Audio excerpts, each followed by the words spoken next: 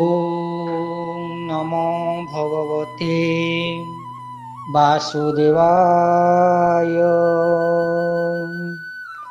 वसुदेवं सुतं देवो कंसचाणूरमर्दनं देवकी परमानन्द कृष्ण वन्दे जगद्गुरु।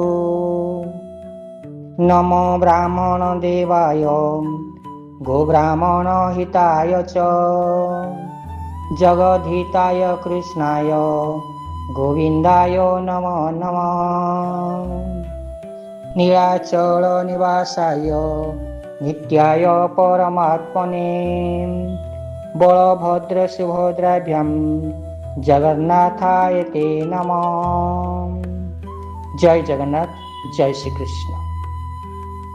अनंत कोटि ब्रह्मांडर ठाकुर विश्वकर्ता परमेश्वर परम पिता विश्व चिंतामणि जगतर नाथ जगन्नाथ पदकमल ए दिनहीन अकिंचन अधमर अनंत अनंत कोटि प्रणिपात पूर्वक देवदेव बलदेव जगज्जननी शक्ति स्वरूपिणी अभयतनी माँ सुभद्रा एवं चक्रराज सुदर्शन पदकमल अनंत अनंत कोटि प्रणिपात।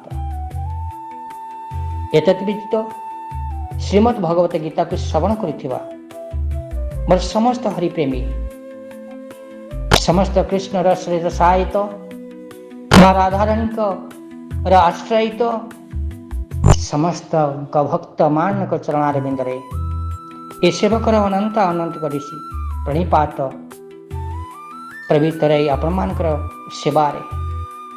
तेज आसतु आज आपण मानकु एक नूतन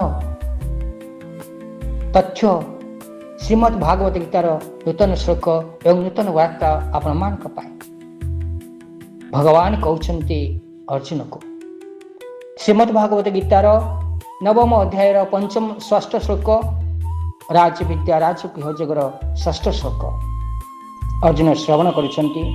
आमे मध्य श्रवण करिबा भगवान कौन कहते अर्जुन को। श्री भगवान उवाच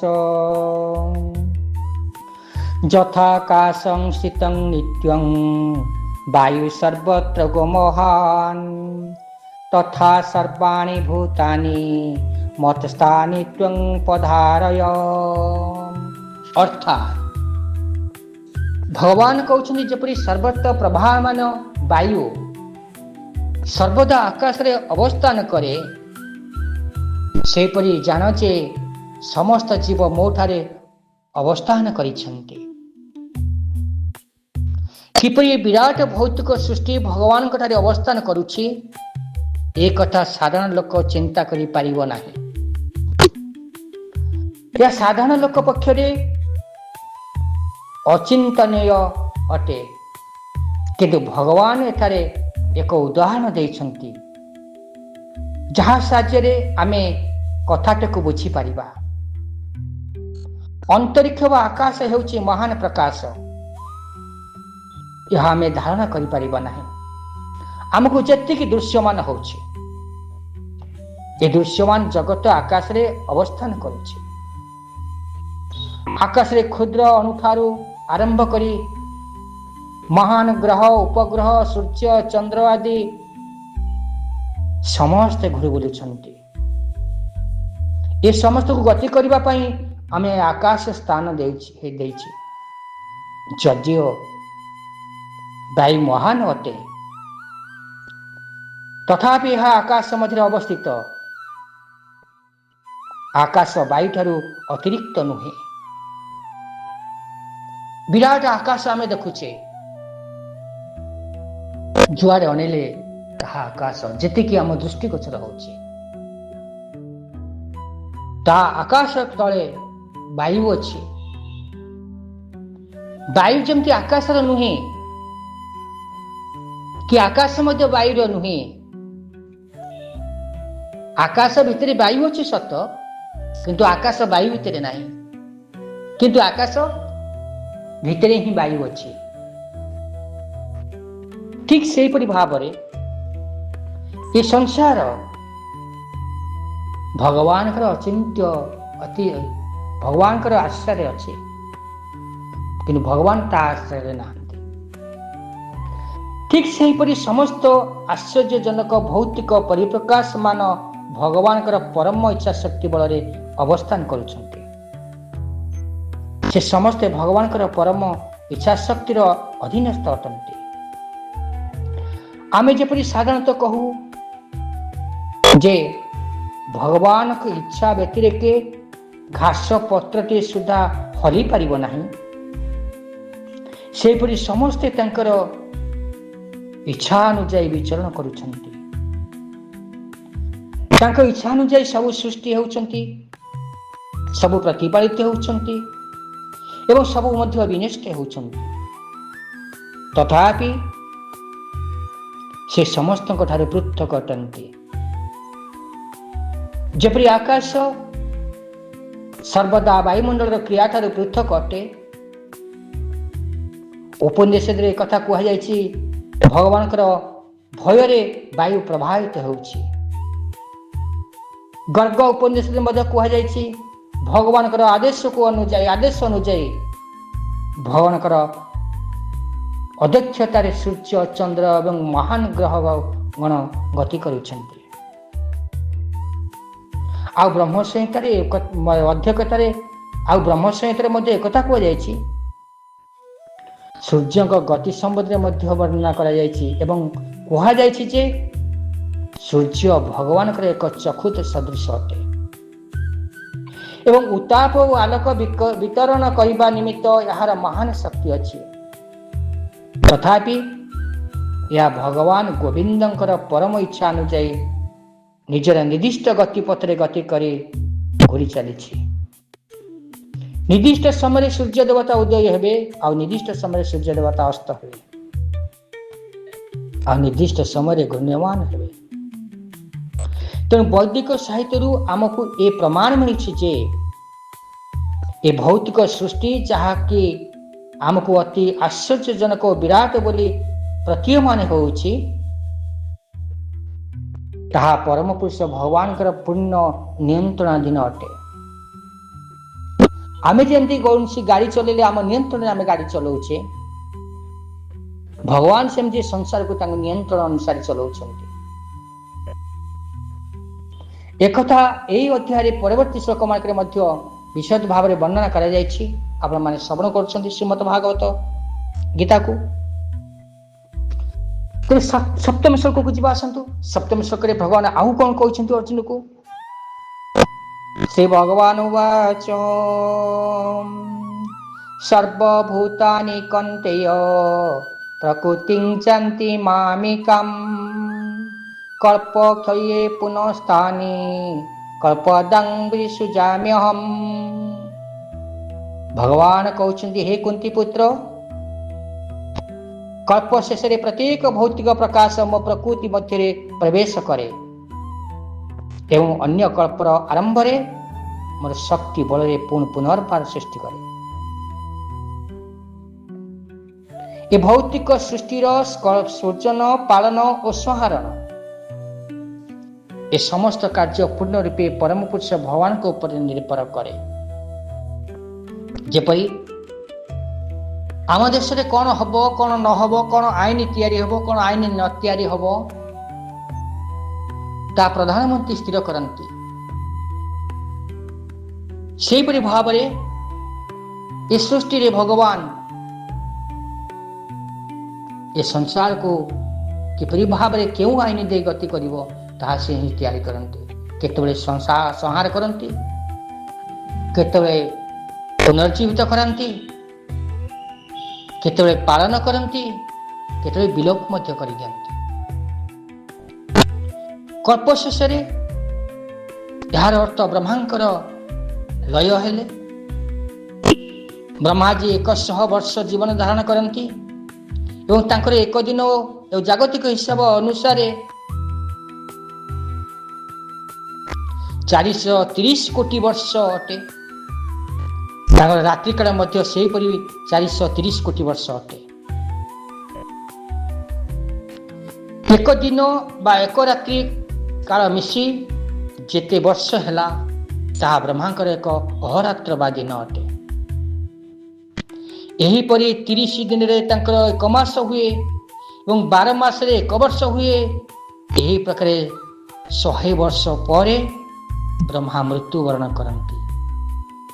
ସେତିକି ବେଳେ ପ୍ରଳୟ ସାଧିତ ହୁଏ। ଏହାର ଅର୍ଥ ଭଗବାନ ଯେଉଁ ଶକ୍ତି ପ୍ରକାଶ କରିଥିଲେ ତାହାକୁ ପୁନର୍ବାର ନିଜ ମଧ୍ୟରେ ପ୍ରବେଶ କରାଇ ଅପପ୍ରକଟ କରାଇଥାନ୍ତି। ସବୁ ଜୀବ ଜଗତକୁ ବ୍ରହ୍ମାଣ୍ଡକୁ ନିଜ ଗର୍ଭସ୍ଥ କରିଦିଅନ୍ତି ଭଗବାନ। କାରଣ ବ୍ରହ୍ମା ଯେତେବେଳେ ମୃତ୍ୟୁବରଣ କରନ୍ତି, ତତ୍ପରେ ପୁନର୍ବାର ଯେତେବେଳେ ଦୃଶ୍ୟ ଜଗତରେ ସୃଷ୍ଟି ଉପଲବ୍ଧ ହୁଏ, ସେଥିରେ ତାଙ୍କ ଇଚ୍ଛା ଅନୁଯାୟୀ ଏହା ସୃଷ୍ଟି ହୁଏ ଏବଂ ବ୍ରହ୍ମା ପୁଣି ଜନ୍ମ ନିଅନ୍ତି, ସୃଷ୍ଟି ସୃଜନା କରନ୍ତି। ଯଦିଓ ମୁଁ ଅନେକ ହେବି, ଏହା ବେଦବାଣୀ। ସେ ଏହି ଭୌତିକ ଶକ୍ତିରେ ନିଜକୁ ବିସ୍ତାର କରନ୍ତି ଏବଂ ସମଗ୍ର ଦୃଶ୍ୟ ଜଗତ ପୁନର୍ବାର ସୃଷ୍ଟି ହୁଏ। ଯେତେବେଳେ ସେ ଇଚ୍ଛା କରନ୍ତି ଏ ସଂସାରକୁ ସୃଷ୍ଟି କରିବା ପାଇଁ, ସଂସାରରେ ଜୀବ ସୃଷ୍ଟି କରିବା ପାଇଁ, ଲୀଳାଖେଳା କରିବା ପାଇଁ ଗ୍ରହ ନକ୍ଷତ୍ର ଆଦିକୁ ଜନ୍ମ ଦିଅନ୍ତି, ତାଙ୍କ ସହିତ ଲୀଳାଖେଳା କରନ୍ତି, ମାୟା ବିସ୍ତାର କରନ୍ତି। ଆଉ ଯେତେବେଳେ ଇଚ୍ଛା ହୁଏ ଏ ସଂସାରକୁ ପୁଣି ବିଲୋପ କରିଦିଅନ୍ତି। ଇଚ୍ଛା ଅନୁସାରେ ଏ ସଂସାର ଚାଲେ। ଏ ସଂସାର ଚାଲିଛି ତ କେବଳ ତାରି ଇଚ୍ଛାରେ। ଏ ସଂସାରରେ ଯାହା କିଛି ଘଟୁଛି କେବଳ ତାଙ୍କରି ଇଚ୍ଛାରେ। ତାଙ୍କ ବ୍ୟତିରେକ ଏ ସଂସାରରେ ତୁମେ ଚାହିଁଲେ କି ମୁଁ ଚାହିଁଲେ କିଛି ବି କରିପାରିବା ନାହିଁ। ଏହା ମାନେ ନୁହେଁ ଯେ ଯଦି ଭଗବାନ ସବୁ କରୁଛନ୍ତି ଆମେ କର୍ତ୍ତବ୍ୟ ପତ୍ର ହୁଡ଼ିଯିବା ତ ଭଗବାନ କରିବେ, ଏକଥା ଭୁଲ। ଭଗବାନ ଗୀତାରେ ମଧ୍ୟ କହିଛନ୍ତି, ତୁ କର୍ମ ନ କଲେ ଫଳ ନାହିଁ। କର୍ମ ନ କଲେ ଏ ସଂସାର ଚାଲିବ କେମିତି? ଭଗବାନ ତ କର୍ମ କରୁଛନ୍ତି ନା। ତେଣୁ କର୍ମ କରିବାକୁ ହିଁ ପଡ଼ିବ। ଏ କର୍ମ କଲେ ହିଁ ଫଳ ଫଳିବ। କର୍ମ ନ କଲେ ବିନା କର୍ମରେ ଏ ସଂସାରରେ କିଛି ହିଁ ଫଳ ଫଳିବ ନାହିଁ। ଜୀବମାନେ ସମସ୍ତେ ସବୁଦିନ ଖାଉଥିବା ବେଳେ ଅଜଗଳ ଅଳସୁଆମୀ ଲାଗି ମାସେ 2 ମାସରେ ଥରେ ଖାଏ। କର୍ମ କଷଣେ ଦେହ ବହେ, ଅରଣ୍ୟ ଅଜଗର ପାଏ। ତେଣୁ ଅଜଗଳ କର୍ମର ବ୍ୟତିରେକ, କର୍ମ ଅଳସୁଆ ଲାଗି ସେ କୁଆଡ଼େ ଯାଇପାରେନି। ଆଉ ଯଦି ଖାଦ୍ୟ ଖାଏ ସେ ହଜମ କରିବା ପାଇଁ ତାକୁ ହିଁ ସମୟ ଲାଗିଥାଏ। ତେଣୁ ସଂସାରରେ ଆମେ ସମସ୍ତେ କର୍ମ ହିଁ କରିବାକୁ ପଡ଼ିବ। କର୍ମ ନ କଲେ ଫଳ ଫଳିବା ଅସମ୍ଭବ ହୋଇପଡ଼ିବ। ତେଣୁ କର୍ମ କରିବ ଯେଉଁ ମତେ, ଫଳିବ କର୍ମର ଆୟତେ। କର୍ମ କଷଣେ ଦେହ ବହି। ତେଣୁ କର୍ମ କରିବାକୁ ହିଁ ପଡ଼ିବ। ତେଣୁ ଭଗବାନ ଯେଉଁ ଅଚିର ଭାବରେ ସଂସାରକୁ ସୃଷ୍ଟି କରିଛନ୍ତି ସେ ତାଙ୍କର କର୍ମ। ପୁଣି ସଂସାରକୁ ବିଲୋପ କରୁଛନ୍ତି ତାଙ୍କର କର୍ମ। ସଂସାରକୁ ପାଳନ କରୁଛନ୍ତି, ପୋଷଣ କରୁଛନ୍ତି, ସୃଷ୍ଟି କରୁଛନ୍ତି, ସୃଜନା କରୁଛନ୍ତି, ବିଲୋପ ମଧ୍ୟ କରୁଛନ୍ତି। ଏ ମଧ୍ୟ ପ୍ରଭୁଙ୍କର କର୍ମ।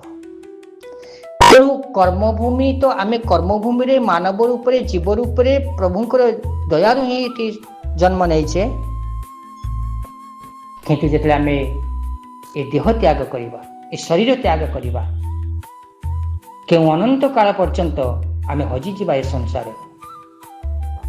ତାପରେ କୋଉ ଜନ୍ମ ନେବା ଆମ ସ୍ମୃତି ଶକ୍ତିରେ ନାହିଁ। ଆମେ ପୂର୍ବରୁ କୋଉ ଜନ୍ମ ନେଇଥିଲେ ତାହା ଆଜି ଯେମିତି ଜାଣିନାହିଁ। ଆମେ ମୃତ୍ୟୁ ପରେ ଆମେ କୋଉ ଜନ୍ମ ନେବା ତାହା ମଧ୍ୟ ଅଜ୍ଞାତ ରହିବ। ତେଣୁ ଚିନ୍ତା କଲେ ପ୍ରଭୁଙ୍କର କୃପା ଲାଗି, ପ୍ରଭୁଙ୍କର ଦୟା ଲାଗି ଅଚିରେ ଆଜି ଆମେ ଯେଉଁ ଜନ୍ମ ନେଇଛେ, ଏ ଜନ୍ମରେ ଆମେ ନିଜକୁ ଜାଣିପାରୁଛେ, ପ୍ରଭୁଙ୍କର ବିରାଟ ସୃଷ୍ଟିକୁ ଦେଖିପାରୁଛେ। କି ସୁନ୍ଦର କି ଆନନ୍ଦମୟ ଏହି ବିଶାଳ ସଂସାର। ଧନ୍ୟ ମହାପ୍ରଭୁ ମହିମା ତୁମ୍ଭର। ଧନ୍ୟ ମହାପ୍ରଭୁ ମହିମା ତୁମ୍ଭର, ଅଟେ ଅନନ୍ତ ପାର, ଅଟେ ଅନନ୍ତ ପାର। ତେଣୁ ଆମେ ଯେତେବେଳେ ଜନ୍ମ ନେଇଛେ ସେ ପିତୃମାତୃକୁ ଧନ୍ୟ, ପିତାମାତାଙ୍କୁ ଧନ୍ୟ, ଯିଏ ଆମକୁ ଗର୍ଭରେ ଧାରଣ କରି ଭୂମିଷ୍ଠ କରାଇ ଏ ଦୁନିଆର ଆଲୋକ ଦେଖେଇଛନ୍ତି।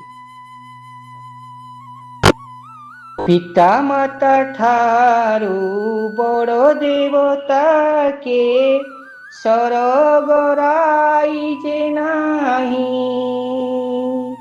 ତାଙ୍କରି ଆଶିଷ ସହାୟିକା ସିନା ବିପଦ ତରିବା ପାଇଁ। ତେଣୁ ସେ ପିତାମାତା ଧନ୍ୟ, ଯିଏ ଆମକୁ ଏ ଦୁନିଆ ଦାନରେ ଆଲୋକ ଦେଖେଇଛନ୍ତି। ତେଣୁ ମୋର ସଜ୍ଜନ ମଣ୍ଡଳୀ, ଗୀତା, ଭାଗବତ, ରାମାୟଣ, ପୁରାଣ, ଶାସ୍ତ୍ର ଆମକୁ ଏହି ଶିକ୍ଷା ଦିଏ ଯେ ଯେଉଁ ପିତାମାତା ଆମକୁ ଜନ୍ମ ଦେଇଛନ୍ତି, ଛୋଟରୁ ବଡ଼ କରିଛନ୍ତି, ଏ ଦୁନିଆ ଦାଣ୍ଡରେ ଆମକୁ ମଣିଷ କରେଇଛନ୍ତି। ପ୍ରଭୁଙ୍କର କୃପା ତ ଅଛି, ସେ ପ୍ରଭୁଙ୍କର ସୃଷ୍ଟିରେ ସେଇ ଖାଦ୍ୟ ପାନୀୟ ଦେଇ ଆମକୁ ଛୋଟରୁ ବଡ଼ କରିଥିବା ସେଇ ଭଗବାନ ପିତାମାତା, ତାଙ୍କୁ ହିଁ ଧନ୍ୟ। ହେ ବଡ଼ ଭକ୍ତ ପ୍ରେମୀ, ଯେଉଁମାନଙ୍କର ପିତାମାତା ଅଛି, ଏ ଜଗନ୍ନାଥ ଧାମକୁ ଯିବା ଦରକାର ନାହିଁ, ଜଗନ୍ନାଥ ପୁରୀ ଧାମକୁ ଯିବା ଦରକାର ନାହିଁ, ଜଗନ୍ନାଥଙ୍କୁ ଦର୍ଶନ କରିବା ନାହିଁ, ଦରକାର ନାହିଁ। ପିତାମାତାଙ୍କୁ ପୂଜା କର, ପିତାମାତାଙ୍କର ସେବା କର। ଏ ପିତାମାତା ହିଁ ଆମର ଇଷ୍ଟ, ଏ ପିତାମାତା ହିଁ ଆମର ଜଗନ୍ନାଥ। ତାଙ୍କ ବ୍ୟତିରେକେ ସଂସାରରେ ଭଗବାନ କେହି ନାହିଁ। ଜଗତର ନାଥ ଜଗନ୍ନାଥ ଅଛନ୍ତି ସତ, ତାଙ୍କ ଇଚ୍ଛାରେ ସିନା ଆମେ ଜନ୍ମ ନେଇଛେ ସତ, ହେଲେ ସେ ମାର କୋଳ ଧନ୍ୟ, ସେ ପିତାର ବାତ୍ସଲ୍ୟ ମମତାକୁ ଧନ୍ୟ, ସେ ପିତାମାତାଙ୍କୁ ଧନ୍ୟ, ଯାହାଙ୍କର ଲାଳନ ପାଳନରେ, ଯାହାଙ୍କର ସେବା ଶୁଶ୍ରୂଷାରେ, ଯାହାଙ୍କର ଆଶ୍ରୟରେ ଆମେ ଆଜି ସେ ମହାପ୍ରଭୁଙ୍କର ଦିବ୍ୟ କଥାକୁ ଶ୍ରବଣ କରିବାର ସୌଭାଗ୍ୟ ପ୍ରାପ୍ତ ହେଉଛି, ଏ ଦୁନିଆକୁ ଦେଖିବାର ସୌଭାଗ୍ୟ ପ୍ରାପ୍ତ ହେଉଛି, ଏ ଦୁନିଆରେ ପାଦ ରଖି ଚାଲିବାର ସୌଭାଗ୍ୟ ପ୍ରାପ୍ତ ହେଉଛି।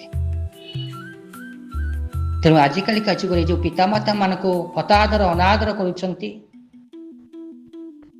ଅନେକ ଶିକ୍ଷିତ ମୂର୍ଖ, ଯେଉଁମାନେ ଅଧିକ ଶିକ୍ଷିତ ସେମାନେ ଅଧିକ ମୂର୍ଖ, ନିଜ ସୁବିଧା ପାଇଁ, ନିଜ ସୌଖିନୀ ପାଇଁ, ନିଜ ଆନନ୍ଦ ପାଇଁ ଯେଉଁ ପିତାମାତା ମୂଲ ଲାଗି ତୁଣ୍ଡରେ ଟୋପେ ପାଣି ଦେଇ ଓଦା କପଡ଼ା ପେଟରେ ଦେଇ ପାଠ ପଢ଼େଇ ମଣିଷ କରିଥିଲେ। ଯେତେବେଳେ ପାଠ ପଢ଼ି ତୁମେ ବଡ଼ ଚାକିରିଟାଏ କଲ, ଇଂଲଣ୍ଡ ଆମେରିକାରେ ରହିଲ ବା ବଡ଼ ଚାକିରିରେ ତୁମେ ଅବସ୍ଥାପିତ ହେଲ, ସେତେବେଳେ ଏ ପିତାମାତାଙ୍କ କଥାକୁ ଭୁଲିଗଲ। ଅନାଥ ଆଶ୍ରମ ଚତୁ ଫୁଟିଲା ବେଳେ ତିଆରି ହେଲା କଣ ପାଇଁ?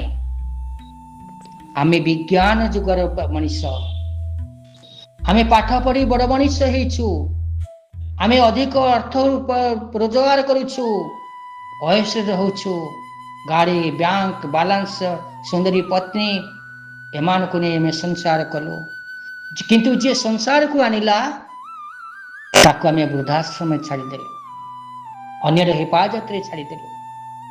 ଯିଏ ଆମର ହେପାଜତ କଲା, ଛୋଟିଆ ପିଲାଟେ ହେଇଥିଲା ବେଳେ ଆଖି ଖୋଲୁ ନଥିଲା, ଆଖି ଖୋଲେଇଲେ।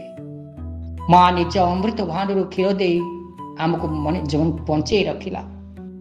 पिता तांकर अक्लांत परिश्रम करी पर दुआरे बिल लगे आमको मुंडाई खाइबा को देला।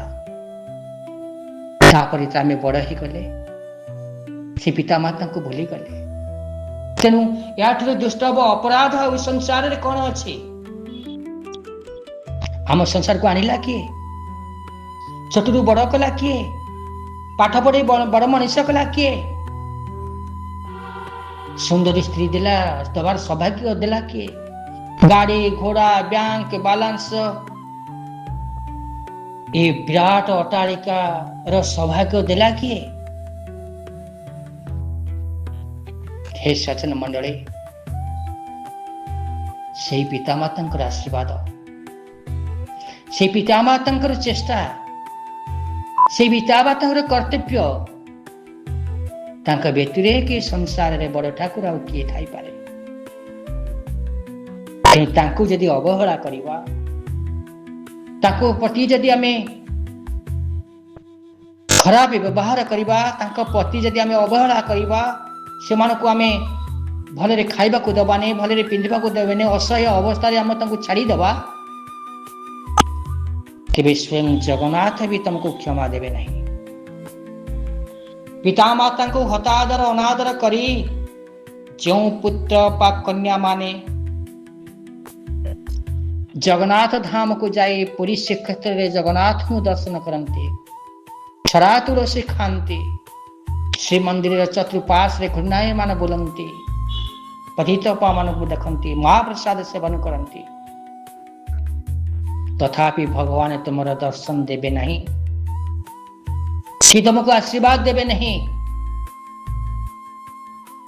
तुम्हें केवल तुम चर्म चक्षुरे काष्ठ पितुला को दर्शन कर सत हेले भगवान को दर्शन कर पारिबो नहीं। कारण जीवंत भगवान चलंती प्रतिमा, चलंती भगवान को जदि तुम्हें हतादर अनादर करिथिबो, आउ जे पितामाता सेवा करुथिबो, पितामाता मन जानी कर्म करुथिबो, पितामाता सेवारे अनुप्राणित होइथिबो,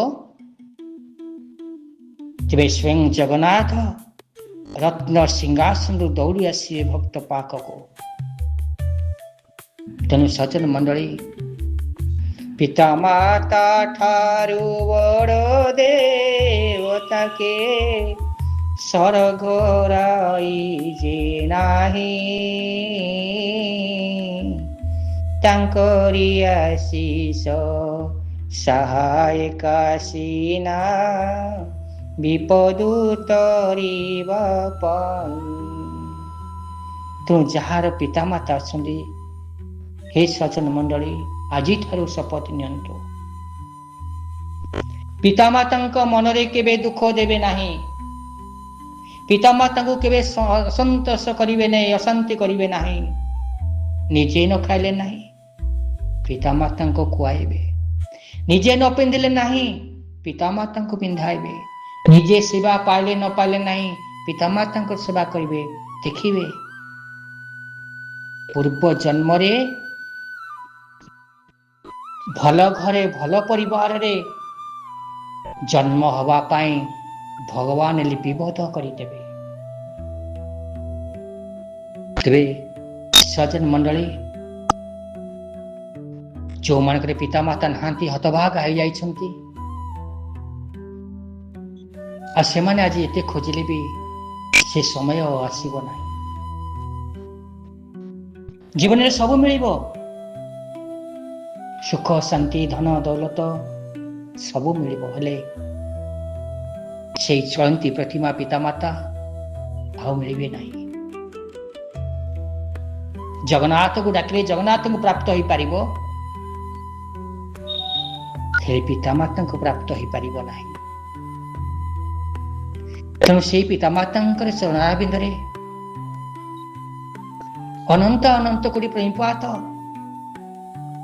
सर्वप्रथमे पिता माता होचंदी सर्वश्रेष्ठ गुरु, सर्वश्रेष्ठ भगवान। तेबे सज्जन मंडली, आपण मानक विनम्र हाथ जोड़ी निवेदन करुचे, पिता माता को सेवा करंतु, पूजा करंतु, आमे काष्ठ कागज फटो शिला मूर्ति उपरे आमे फूल दौचे पानी दौचे से पितामाता पादरे पानी दे फूल दियंतु मु एत हतभागे जे मुझे करिपारिनी जेते मते ज्ञान आसी नथिला मो पितामाता मते छाड़ी चली गले आज आपण मान को हाथ जोड़ुछि आपण मान को पितामाता मते मोर पितामाता ये संसार रे पितामाता समस्त पर पितामाता तेणु से सेवा करंतु पितामाता आशीर्वाद निश्चिंत भाव में तुमको जगन्नाथ धाम को प्रेरित करिवो आसंतु आज बाहन कर विश्राम दबा पुनः आसंता अध्याय रे आसंता श्लोक रे भगवान अर्जुन को कौन कहउछंती श्रवण करिबा सर्वे बोलंतु हरि हरि हरि करिवे भवुपारी हरि जे मलय पवन काष्ठकु करन्ति चंदन जत्र जोगेश्वर